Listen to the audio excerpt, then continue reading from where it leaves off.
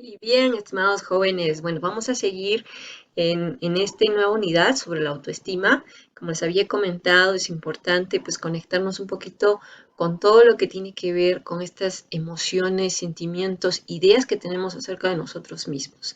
La autoestima, como les estaba comentando, sí, en realidad es un tema poco profundizado por nosotros, ya que muy pocas veces escuchamos hablar sobre esta real importancia que tiene en nuestras vidas y también no le damos mayor profundidad. El realmente tener un acercamiento hacia nuestra propia interioridad a veces ni siquiera es tomado en cuenta como algo que sirviera para algo o simplemente como que quizás lo vamos como es tomarse selfies y pues eso tampoco tiene que ver mucho, es una imagen, ¿sí? Está bien, tiene que ver con la autoestima, pero en realidad la autoestima tiene que ver con una serie de procesos bastante complejos psicológicos que hacen muchas veces que las personas puedan o no seguir con el desarrollo normal o a veces pues dificultoso que tienen en su vida diaria. ¿Sí? Soy Kate Roldán, vamos a iniciar con esta presentación de autoestima.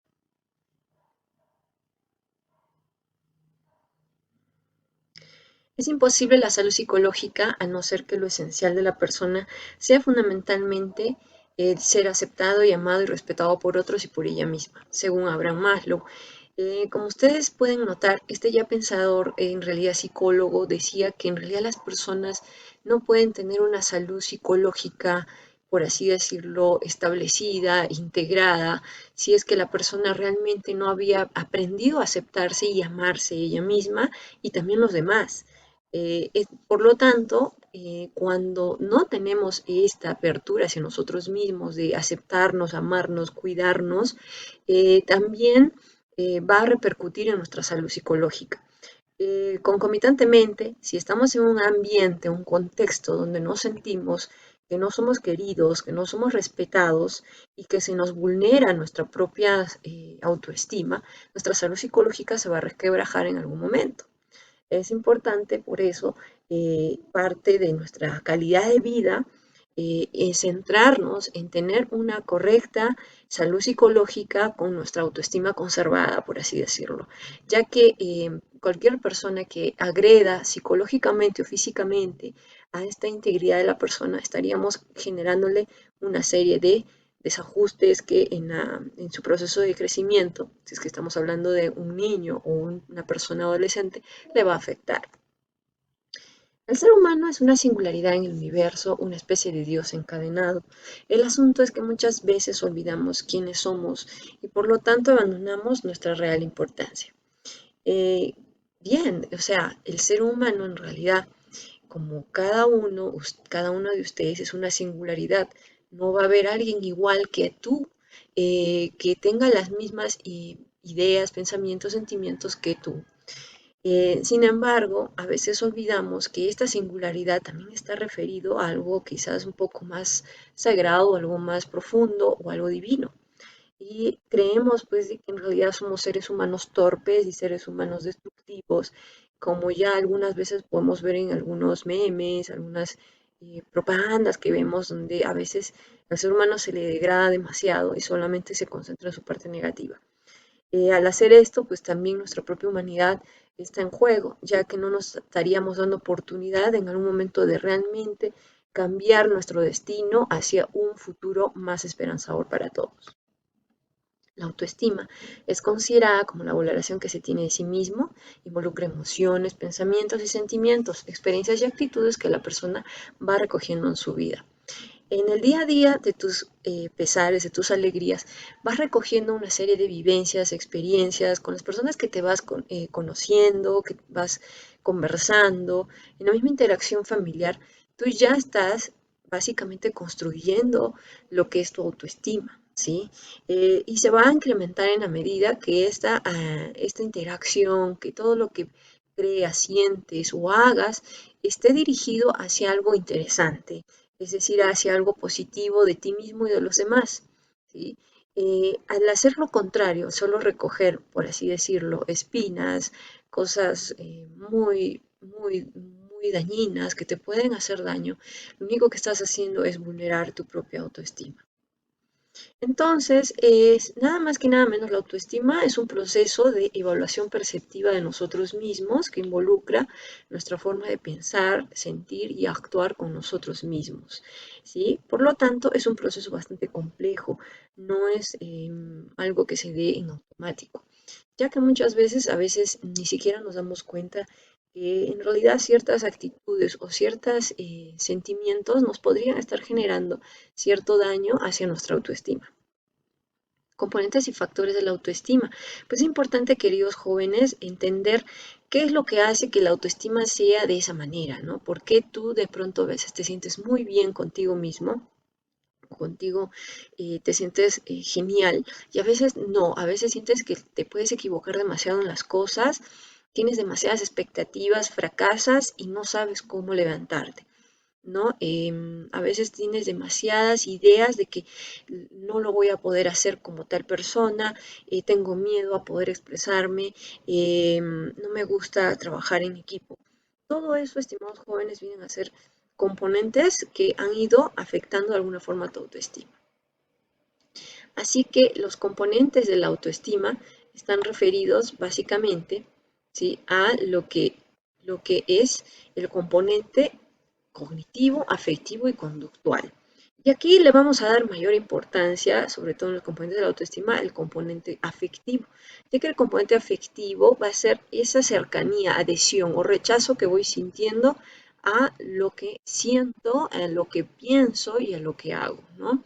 Entonces, el componente cognitivo tiene que ver todo lo que crees acerca de ti, lo que piensas, lo que comienzas a elaborar, incluso a imaginar sobre ti mismo, ¿no? Y también de los demás. Por lo tanto, estos dos componentes se están retroalimentando de continuo. Según cómo te sientas, también te va a afectar el componente cognitivo. Si alguien te dice, por ejemplo, alguna virtud que tú no lo esperabas, te dicen, qué linda persona eres o qué buena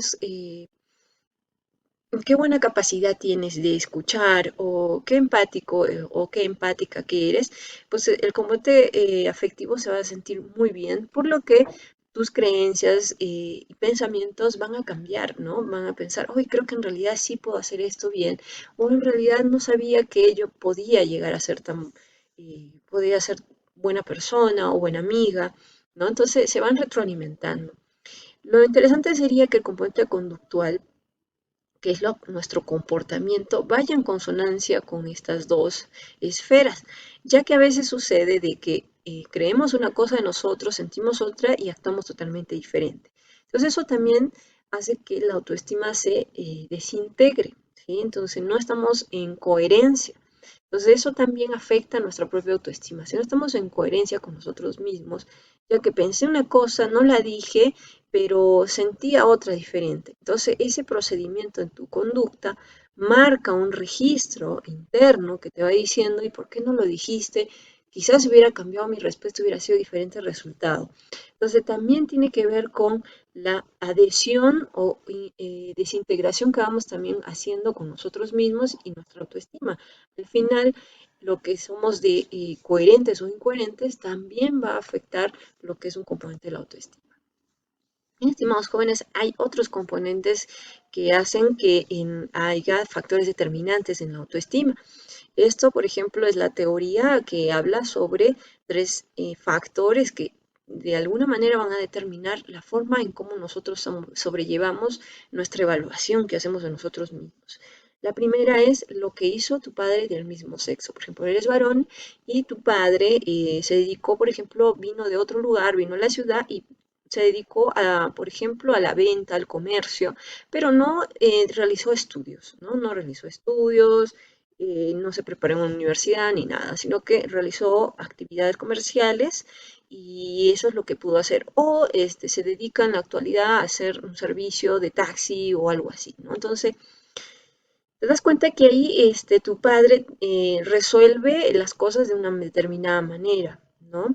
Pero tu autoestima, por ejemplo, ahí se siente en una forma de que tú vas a querer buscar ser mejor, ¿no es cierto? Vas a decir, no, yo quisiera ser diferente, yo quisiera, por ejemplo, tener muchos estudios, ¿no? Entonces, no vas a tener ningún problema de decir de que, bueno, mi padre llegó hasta a este lugar y yo voy a poder llegar más lejos, ¿no? Pero ¿qué pasa si tu padre llegó a un puesto muy alto, un cargo muy importante o estudió demasiado? De alguna forma, tú vas a generar una cierta comparativa con él y vas a decir, bueno, yo creo que no voy a llegar a ese nivel, ¿no? Entonces, de cierta forma, la autoestima se va determinando, por así decirlo, por ese tipo de factor, ¿no? De lo que hizo el padre del mismo sexo, lo mismo con lo que podría haber hecho tu mamá, ¿no? Entonces, también nos medimos con respecto a eso, lo que lograron, no lo pudieron hacer, y lo que uno quisiera hacer, y quizá lo logre hacer, o quizá no cree que lo pueda hacer, ¿no? Entonces, también son parámetros donde tu autoestima va a tener que ir fortaleciéndose, ¿no? Bien. Luego está el factor número dos, pues, ¿qué hacen tus compañeros, no? Los que han estudiado contigo en el colegio y también los que forman parte ahora de tus estudios de la universidad. Vas a terminar la carrera y te vas a preguntar qué están haciendo, a qué se dedican. Entonces, te vas a preguntar realmente, ¿y son igual que yo? ¿Están en mi situación? O vas a decir, no, ellos en realidad tuvieron otras oportunidades y, por ejemplo, otra persona se volvió millonario, millonaria, tuvo éxito, yo no lo tengo, yo sigo en un trabajo que no es lo que yo estudié, ¿no? Entonces generan las personas esas comparativas, ¿no? Que quizás esa es la típica de que se te invita a una reunión y no vas porque están todos mis antiguos amigos del colegio, mis antiguos compañeros, y bueno, dices, pues, ¿para qué voy si no me siento identificado o tal persona llegó a más que lo que yo hice? Eso también puede de alguna forma jugar un rol en lo que es el desarrollo de tu autoestima, ¿no? Entonces, todo esto se va a dar en un continuo, ¿sí? No es de que en realidad marque mucho tiempo, sino que en un momento te vas a dar cuenta que de alguna forma te sientes en esa situación. Luego, el tercer factor, el amor que recibiste durante la niñez. Bien, todos nosotros hemos sido criados por padres que ya tenían sus formas de crianza, sus estereotipos, etcétera. ¿Qué pasa? Hay dos tipos de amor, que en psicología se le llama el amor condicional y el amor que es bajo condiciones. ¿Sí? El amor incondicional es cuando el niño, sí, el joven, independientemente que le salga un resultado positivo o negativo, los padres igual lo aman, igual lo respetan, igual, por ejemplo, lo aceptan, ¿no? Por ejemplo, no se esfuerza demasiado, hace sus tareas, logra tantas cosas, ¿no? O no las cumple todas, pero cosa que logra, cosa que intenta, no le cuesta. Entonces, es que no te cuesta, así no tienes miedo de fallar, ¿no? ¿Por qué? Porque siempre el amor de tus padres está, o sea, no hacen drama, no te dicen, ay, pero ¿cómo es posible que tú no tengas excelentes notas? ¿Cómo no has llegado a tal lugar? ¿No? O sea, no hacen un drama, ¿no? Pero en cambio hay otros que en realidad creen demasiado en el sobreesfuerzo, en que tienes que sacrificarte, en que tienes que demostrarle a todos lo capaz que eres de hacer las cosas, y pues te dice, ¿cómo me traes un B? No me traes una A, o ¿por qué no me traes un 20? Pues me trajiste un 15 o un 16, y para ti eso significó un esfuerzo, ¿no?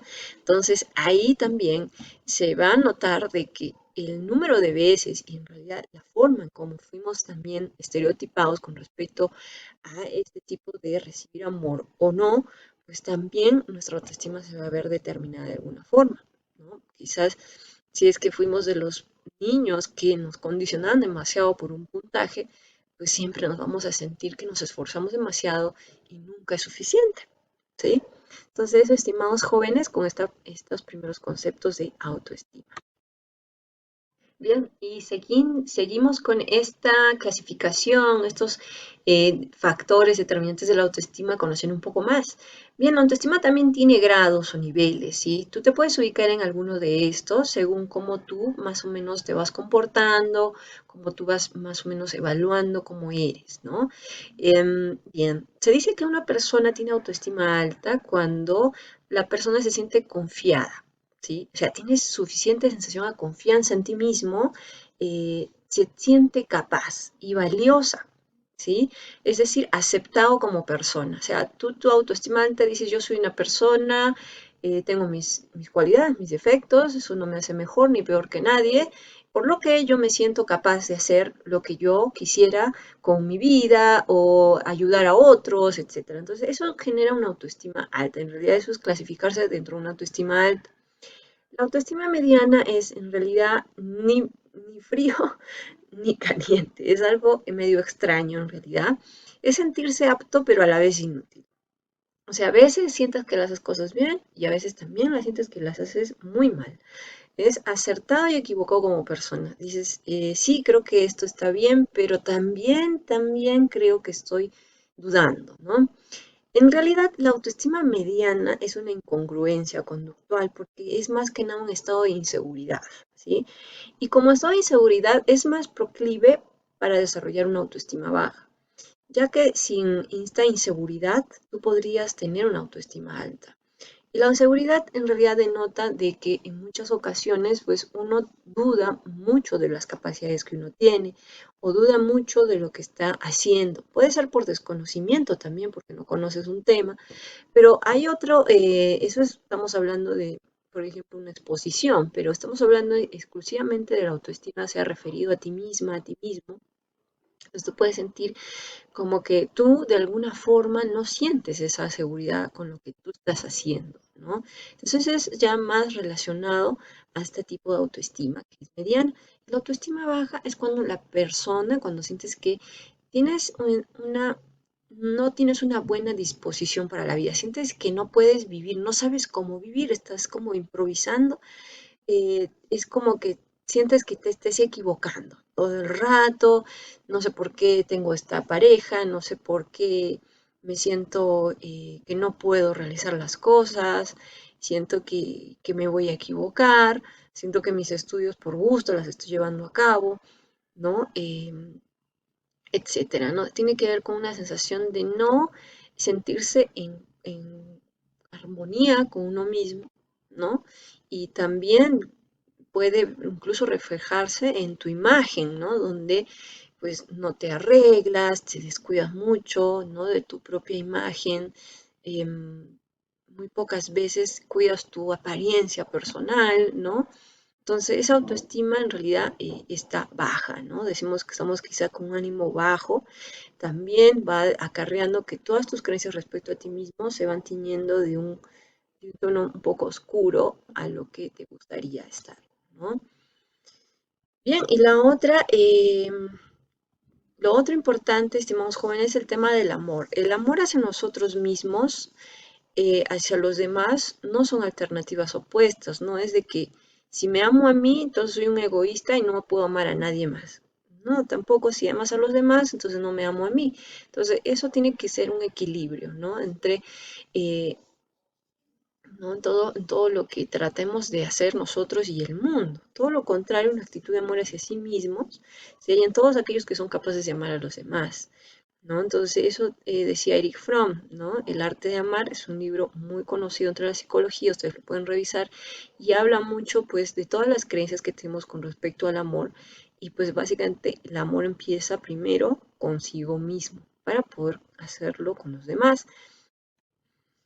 Bien, hay otra cosa interesante, estimados jóvenes, con el tema de la autoestima. Es de que nosotros tenemos falsos estereotipos, ¿sí? Y hemos escuchado muchas veces diferentes acomodos que se hacen con la autoestima, ¿no? Entonces, la primera es decir que la comodidad es lo mejor, ¿no? O sea, tú buscas la comodidad, ¿no? Entonces, buscar la comodidad no es una buena dirección. ¿Por qué? La comodidad hace creer falsamente de que lo que estás haciendo hasta ahí, ¿no es cierto? No podrías avanzar más, es decir, no podrías hacer cambios, ¿no? Es decir, no sales de tu zona de confort. Por ejemplo, te invitan a una reunión donde, por ejemplo, puede ser algo positivo, interesante para ti porque vas a conocer algo diferente, ahora que están de moda todas las cuestiones virtuales, pero tú por comodidad dices, no, yo tengo tantas cosas que hacer, en realidad, no, es que yo ya tengo mi horario, es que yo ya tengo esto y tengo esto, o sea, es la comodidad, ¿no? A ti te acomoda y por lo tanto te niegas otra experiencia que sea a lo mejor positiva para ti. A lo mejor te sientes tan agobiado que no lo dices y lo rechazas como una alternativa, ¿no? O sea, ni siquiera lo ves como quizá podría hacerme bien, ¿no? Es la comodidad, ¿no? Entonces a veces creemos que eso es tener autoestima. No, con lo que yo tengo estoy bien. ¿Para qué quiero más? ¿No? A veces decimos, no, si en casa de mis padres estoy bien, o sea, supuestamente, ¿no? Pero tú no te das cuenta todo el esfuerzo que hacen tus papás porque tú estés ahí o a lo mejor porque tus padres tratan de llevarse bien, entre comillas, porque para que tú no te sientas incómodo, ¿no? Entonces, a veces eso de la comodidad no es una buena, ¿cómo diríamos? No es un lugar interesante si es que tú quieres aprender más sobre ti mismo. Otro falso estereotipo es que la autoestima no es competitiva ni comparativa. ¿Sí? Por ejemplo, decimos siempre como para sentirnos un poco mejor que otros, claro, en comparación a tal, yo no estoy tan mal, pero yo hice más cosas que tal persona. Claro, entonces ya ahí, por ejemplo, nuestra autoestima está en evaluación a lo que hacen otros o no hacen otros. Entonces, ya ahí vemos de que la persona en realidad busca estos elementos, uno está buscando esas situaciones para sentirse mejor, ¿no? Pero ya vemos de que en realidad es una especie de estereotipo, ¿no? Donde no porque te compares con otros, pues en realidad tu autoestima esté totalmente consolidada. Indicadores de la autoestima. Pues la autoestima, estimados jóvenes, tiene varias, ¿sí? Varias indicadores que nos hacen eh, ver de que realmente cómo yo puedo saber si mi autoestima está conformada, está de alguna forma fortalecida o realmente si mi autoestima funciona, ¿no? O qué pasa conmigo. Pues si eres de las personas que crees con firmeza en ciertos valores y principios y no los traicionas, sí, o sea, tú dices, yo soy una persona que cree en la sinceridad, por ejemplo, en la honestidad. Entonces tú actúas de acuerdo a eso. Por ejemplo, no eres de las personas que, no, sí, voy a mentir, voy a socapar, voy a hacer esto. Entonces, eres de esas personas que creen unas cosas y las mantiene hasta el final, ¿no? Esas personas tienen una buena autoestima. Es capaz de obrar según crea lo más acertado, no le estás consultando a medio mundo para hacer una cosa, sino que tú dices, sí, yo ya sé cómo se hace esto y procedo a hacerlo, ¿no? No estás diciendo, ah, mamá, he hecho esto, ¿y qué crees que signifique? ¿Podré tener enamorada? En realidad no sé, o sea, claro, es comprensible a ciertos momentos, pero ya si tú consolidas tu autoestima y ya entiendes de que tienes una edad para hacerte cargo de tus cosas, de tus decisiones, pues no le estás preguntando a medio mundo si lo vas a hacer o no, ¿no? Como persona te consideras y te sientes igual que cualquier persona, no te sientes mejor ni superior, ni que, ah, claro, como yo hago esto, soy mejor que tú, ¿no? Entonces no está todo el rato en esa comparativa que habíamos visto. Es capaz de disfrutar, pues sí, te invitan a algo, estás en una situación de compartir, ¿no? O de pasear, ¿no? Y puedes disfrutar, ¿no? Disfrutar es algo que nos llena, ¿sí? Es algo que tú dices, con esto yo ya me siento bien, ¿no es cierto? Es capaz de disfrutar. Entonces eso es muy bueno. A veces hay personas que tienen las experiencias, tienen las posibilidades de disfrutar y no las disfrutan, prefieren estar encasillados con un problema, no hablan con nadie, se cierran y no disfrutan del momento, ¿no? Entonces después dicen, ay, ¿por qué no disfruto? Por eso, básicamente. Y no se deja manipular, no se deja manipular por las opiniones de otros, porque tiene enamorado o enamorada, por la amiga, el amigo, que le gusta, no le gusta, y no es que está pues siempre a lo que le digan, ¿no? Sino que no se deja impresionar ni tampoco es que le cambian la opinión porque el otro se enoja, ¿no? Entonces a veces eso pasa, que las personas a veces confunden, ¿no? Eso de querer a los demás y estar bien con otros, el de hacer lo que el otro quiere, ¿no? Eso no es parte de una autoestima, sino en realidad no dejarse manipular. Y bien, ahí vienen los indicios negativos de la autoestima. El deseo excesivo de complacer, ¿no? A veces pasa esto en las relaciones de pareja, en las relaciones que cualquier persona puede tener con cualquier persona, amistades y todo. Entonces a veces vas a encontrar personas que quieren complacer, quedar bien todo el rato con otras personas y tú te pasa algo raro, ¿no? De que todo el rato te están diciendo cumplidos y es medio extraño, porque tú en realidad no has hecho algo con esa persona. Entonces, ¿qué pasa? Esa persona puede estar pasando por un indicio negativo de su autoestima, que en realidad necesita probar aprobación de otros, necesita que de alguna forma tú seas su amiga y lo único que entiende que hay que hacer es complacer a los demás y se olvida de ella misma.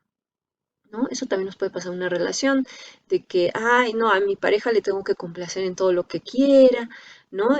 Porque a él le gusta o a ella le gusta y yo también tengo que ir a lo que a ella le gusta o no le gusta, ¿no? Entonces, es un indicio negativo, ¿no?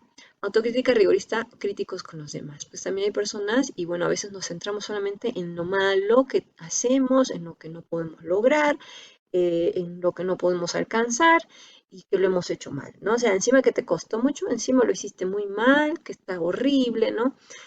Hay formas de criticar y hay formas de apreciar algún tipo de resultado, ¿no? La autocrítica rigorista es cuando te estás juzgando demasiado con todo lo que haces y sientes y pues piensas, ¿no? Luego está el perfeccionismo, eso que ustedes una vez decían de que a veces sienten que son muy exigentes con lo que quieren lograr, ¿no? Y luego está la culpabilidad neurótica, donde pues buscas de alguna forma sentirte culpable sin razón, ¿no? O sea, no hay motivo para sentirte mal porque no va directamente relacionado a ti, pero ya sientes que tienes que buscar la manera de hacerte sentir mal, ¿no? Eso también es un indicio muy negativo, la autoestima es algo que no te va a poder, te va a frenar en todos tus proyectos, ideas, cosas que quieras hacer. Y las tendencias defensivas, ¿sí?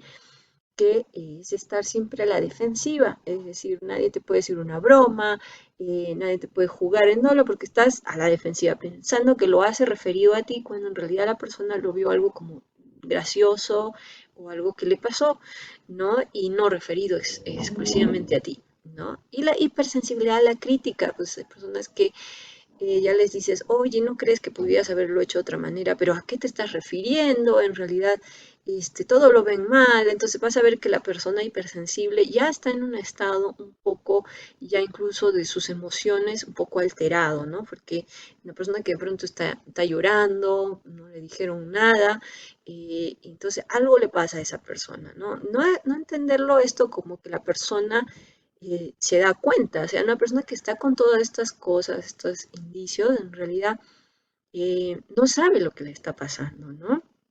Solamente se siente mal. Entonces, eso es lo importante, no es para andar juzgando a los demás, sino comprender realmente cómo es una persona con baja autoestima, ¿no? ¿Qué le ha pasado con lo que es sus sentimientos o lo que la persona cree que ha hecho mal. Y bien, estimados jóvenes, para terminar este tema, pues el trata a los demás como quieres que te traten es una frase muy interesante en la cual nosotros tenemos que en realidad tratarnos de la mejor manera, con mucho afecto, ¿sí? Es una época de mucha crueldad porque siempre nos estamos juzgando y estamos tratando de buscar culpables. Entonces, una época donde tenemos que tratarnos de la mejor manera. Y ya has visto que haciendo sentir la culpabilidad a nosotros mismos, haciendo todo eso, lo único que hacemos es afectar nuestra propia autoestima. Entonces, trata a los demás como quieres que te traten, va a ser una máxima que nos puede ayudar a encontrar ese equilibrio de cómo realmente me gustaría que me traten y cómo me gustaría tratar a los demás, sin esperar nada a cambio, sino simplemente porque todo ser humano merece un buen trato. Bien, estimados jóvenes, eso sería todo por hoy. Gracias por su atención.